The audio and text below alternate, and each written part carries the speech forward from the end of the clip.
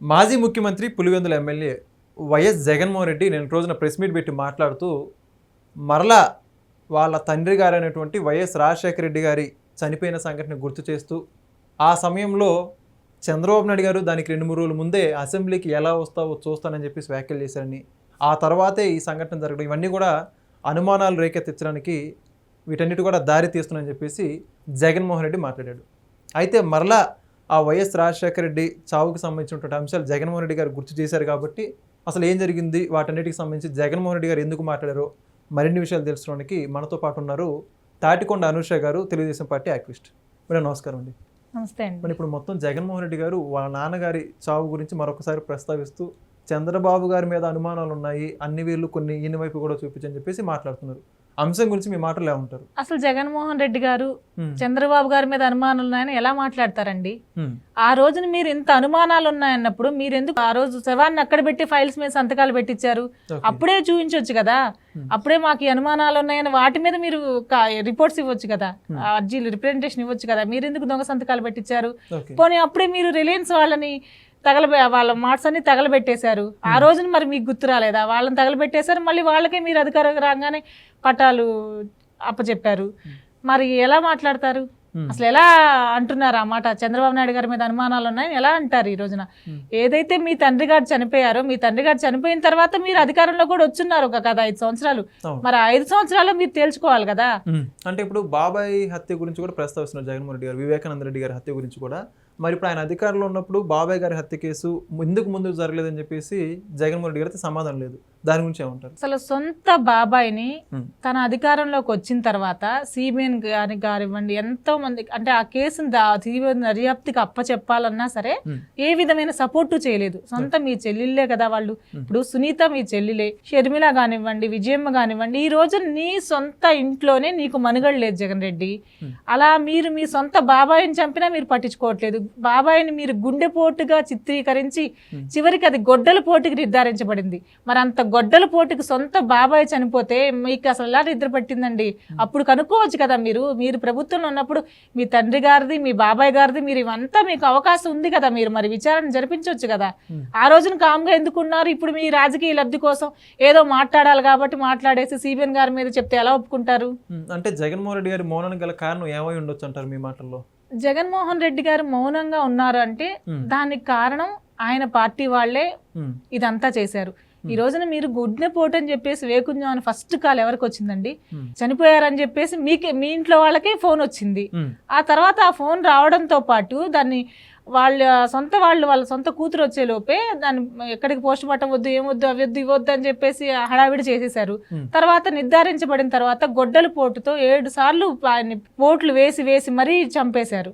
మరి అంత చంపేశారు, ఎవరు చంపేశారని తనకు తెలుసు కాబట్టి ఆయన మౌనంగా ఉండవలసి వచ్చింది. అవన్నీ తెలుసుకున్నారు కాబట్టి ఆ టైంలో, ఆ పీరియడ్ ఆఫ్ టైంలో కామ్గా ఉండి ఈ రోజు ఏదైతే మీరు ఇంత అన్యాయంగా చేశారు, సొంత వాళ్ళని ఇంత ఇబ్బంది పెట్టారు, ప్రజల్ని ఎక్కడైనా సరే రాష్ట్రంలో ఏదైనా ఒక కంపెనీ తీసుకొచ్చారు, ఎక్కడైనా ఒక అభివృద్ధి అనేది ఒక్క కంపెనీ తీసుకొచ్చి ఒక పెట్టుబడి చేసి పెట్టారని చూపించండి.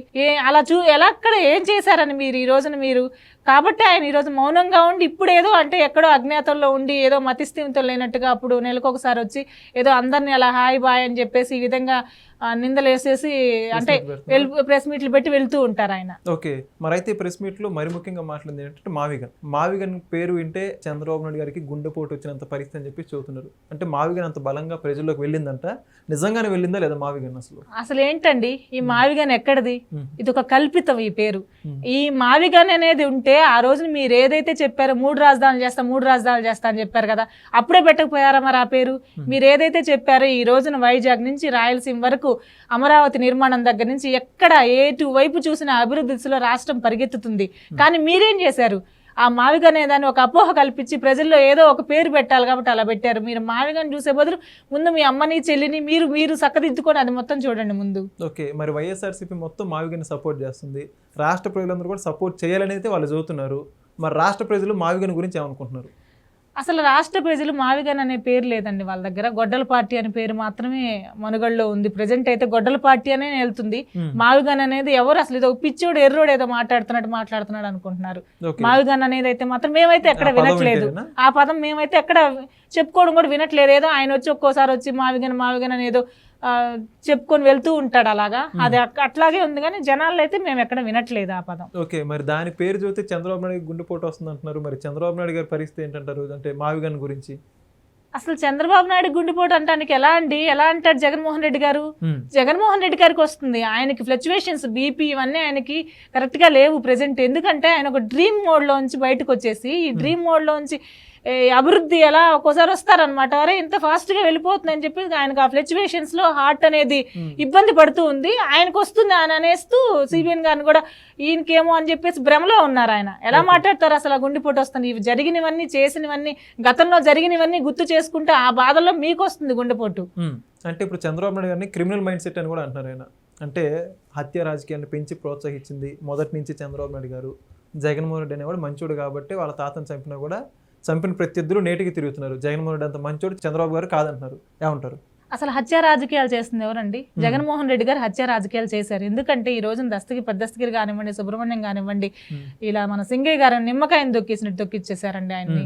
ఆ శవ రాజకీయాలు చేస్తుంది ఎవరు? జగన్మోహన్ రెడ్డి గారు. ఈరోజు డ్రైవర్ సుధాకర్ కానివ్వండి, ఎంతో మంది ఆయన పాలిట బలైపోయారు.